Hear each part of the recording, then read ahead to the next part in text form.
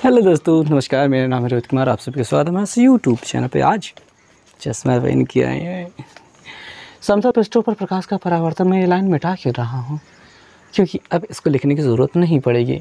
अभ्यास प्रश्न जो आने वाला है, इसके बाद इस पर संबंधित और वीडियोज़ नहीं आएंगी।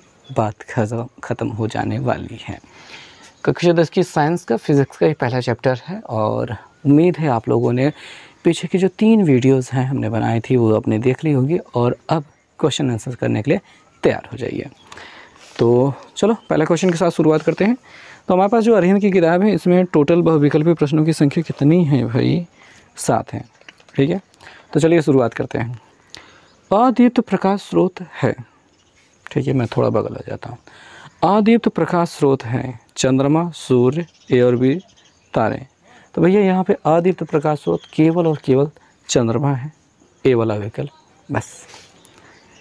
दूसरा प्रश्न, निर्वात में प्रकाश की चाल क्या होती है? भैया निर्वात में प्रकाश की चाल, उसको रटी डालो।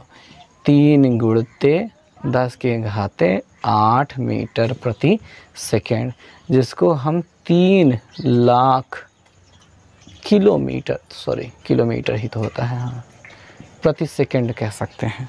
ये होती है बातें। Okay, next question, 3rd number. प्रकाश की तरंग दैर्घ्य का परास क्या होता है? परास का मतलब क्या होता है? यहाँ से देखिए, लोअर लिमिट से हायर लिमिट के बीच के जो भी होता है उसको परास कहा जाता है। तो प्रकाश की तरंग दैर्घ्य कितनी होती है? तो भैया ये होती है 4000 एंगस्ट्रॉन से, पहला वाला विकल्प 4000 एंगस्ट्रॉन से 8000 एंगस्ट्रॉन तक। ठीक, रटने वाली बात होती है, रट डालो, इसको भूलना नहीं है। समझ में आई बात? ओके, तो अब क्वेश्चन पे पहुंच चुके हैं। कौन सा? 4था नंबर क्वेश्चन। क्या कहा जाता है? निम्न में से पारभाषक माध्यम कौन है? पारभाषक मतलब जिसे अल्प पारदर्शी माध्यम भी कहा जाता है, थोड़ा थोड़ा आर पार होता है। तो कौन सा होता है? सी वाला विकल्प, घिसा हुआ कांच। ठीक है, घिसा हुआ कांच, सी वाला विकल्प सही जवाब है। बाकी सब पारदर्शी माध्यम है और दीवार अपारदर्शी है। घिसा हुआ कांच अल्प पारदर्शी है, पारभाषक है। 5वां क्वेश्चन, किसी पृष्ठ से परावर्तित प्रकाश की मात्रा निर्भर करती है किस पर? प्रकाश के माध्यम पर, प्रकाश स्रोत पर, पृष्ठ की प्रकृति पर, इनमें से कोई नहीं। पृष्ठ की प्रकृति पर निर्भर करती है भैया।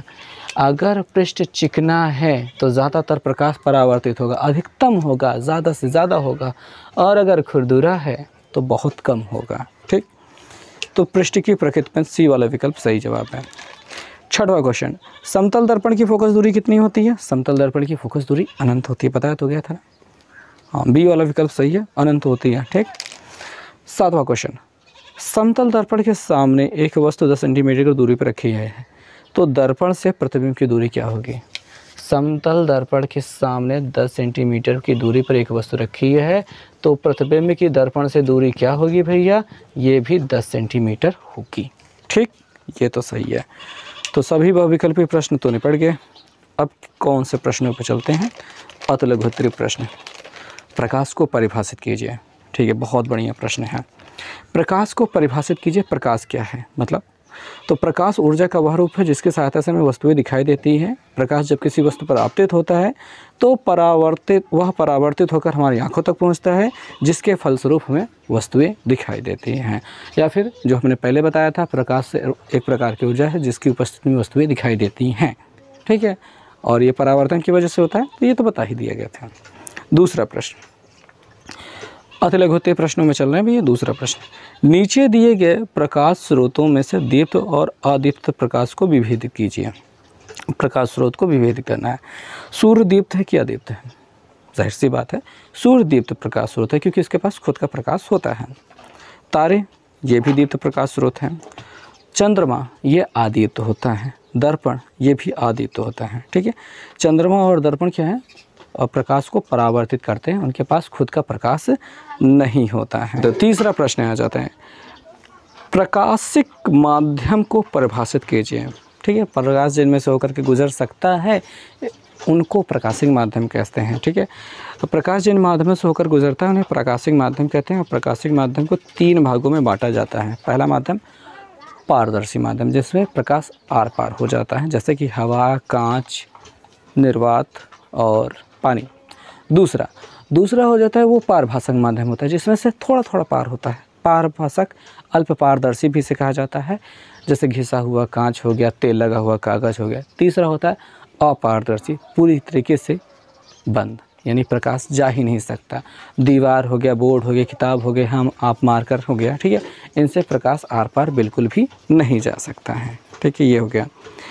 चौथा क्वेश्चन है कि निम्नलिखित माध्यमों में से पारदर्शक, पारभाषक और अपारदर्शक माध्यम को विभेद कीजिए।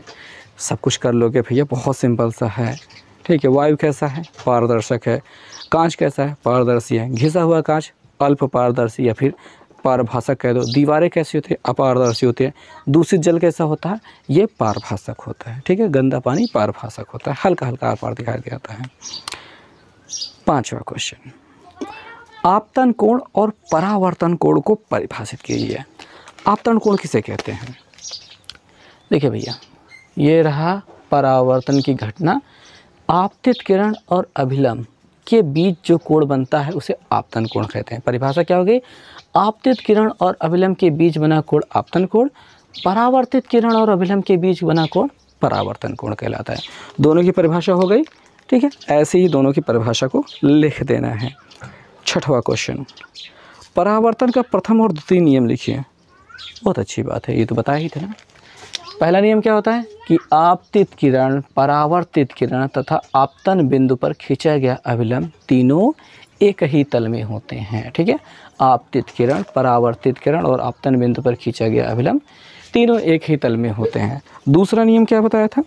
दूसरा नियम बताया था कि आपतन कोण और परावर्तन कोण, आपतन कोण और परावर्तन कोण क्या होते हैं? बराबर होते हैं, ठीक है। ये दो नियम थे, हो गया था, हो गया। सातवां प्रश्न है, समतल दर्पण द्वारा बने प्रतिबिंब का गुण बताइए। समतल दर्पण द्वारा बना जो प्रतिबिंब होता है, ये समतल दर्पण रख लेते हैं, इसके सामने अब वस्तु है। प्रतिबिंब कैसा बनेगा? सीधा बनता है, ठीक है, सीधा बनता है, आभासी बनता है, ठीक है, आभासी बनता है, वस्तु के बराबर बनता है, हाँ जी बराबर बनता है, पार्श्विक उल्टा बनता है, पार्श्व उल्टा कह सकते हो, पार्श्व उल्टा बनता है, ठीक है। इतने सारे गुण होते हैं।